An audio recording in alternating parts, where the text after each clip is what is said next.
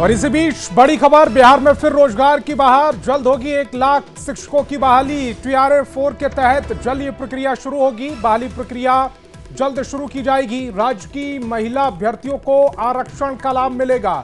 JDU ने x पर post कर जानकारी दी है और पोस्ट की वो तस्वीर भी समाप्त की टेलीविजन स्क्रीन पर।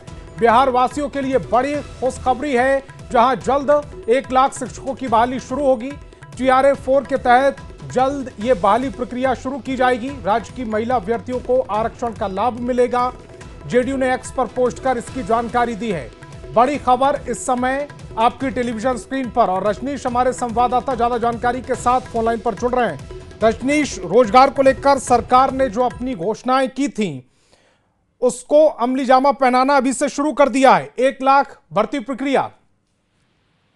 बिल्कुल, देखिए लगातार इंतजार कर रहे हैं लाखों अभ्यर्थी की। TRA-4 का विज्ञापन कब आएगा, कब बहाली शुरू होगी, तो निश्चित रूप से पहले से इशारा दे दिया गया सरकार की तरफ से, लेकिन अब ऑफिशियल जानकारी भी धीरे धीरे मिलने लगी है। और बता दें आपको, इससे पहले शिक्षा मंत्री ने भी कहा था, और आज जेडीयू के जो ट्विटर हैंडल है उससे ये जानकारी दी गई है कि लगभग 1 लाख वैकेंसी TRA-4 में आएगी और इसको लेकर तैयारी शुरू हो गई है। जो महिला आरक्षण की बात कही गई थी, जो बिहार में लागू हुआ है फिलहाल, ये TRA-4 में आपको देखने को मिलेगा। यानी 35% जो आरक्षण का लाभ मिलेगा ये महिलाओं को सीधे मिलेगा TRA-4 में।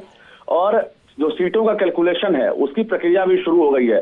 तो 31 तारीख के बाद तमाम जो जिला शिक्षा पदाधिकारी हैं वो खाली पड़े हुए पद, वर्तमान टीचर्स की संख्या, स्टूडेंट और टीचर का रेशियो, और इसके साथ साथ जो हेडमास्टर और हेड टीचर के जो खाली हुए पद हैं उनको कैलकुलेट करते हुए शिक्षा विभाग को सूची भेजेगा जिला। उसके बाद जो है शिक्षा विभाग की तरफ से आयोग को रोस्टर जाएगा, तब जाकर ये विज्ञापन जारी होगा। यानी 15 अगस्त के बाद कभी भी TRA-4 का विज्ञापन जारी हो सकता है। जी, लेकिन इसका ख्याल रखना होगा क्योंकि इसी साल चुनाव है और ज्यादा वक्त बचा नहीं है, तो फिर जो आचार संहिता लगती है उससे पहले ये वैकेंसीज आनी होंगी, और इसको ख्याल में रखते हुए जो विज्ञापन जारी करने की आप बात कर रहे हैं वो जारी होगा।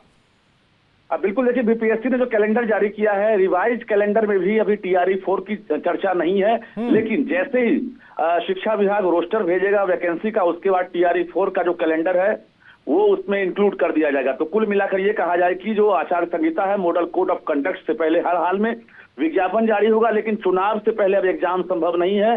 विज्ञापन जारी होगा और जो अभ्यर्थी है उन्हें तैयारी करने का मौका मिलेगा। चुनाव के बाद ये परीक्षा संभव दिख रहा है। जी रजनीश, चूंकि रोजगार बहुत बड़ा मुद्दा भी रहा है, विपक्ष लगातार इसको लेकर सरकार को घेर रहा था, और सरकार ने अब अपनी मंशा जाहिर कर दी है कि रोजगार के जो मसला है, यानी कि युवाओं के भविष्य का जो मसला है, उसमें सरकार अब युवाओं के साथ है।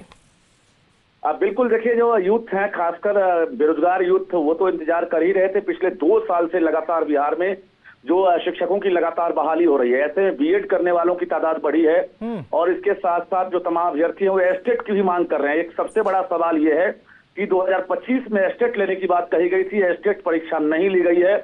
अब भी ये असमंजस की हालत है कि आखिर विज्ञापन से पहले सरकार एस्टेट लेगी कि नहीं, क्योंकि शिक्षा विभाग ने बिहार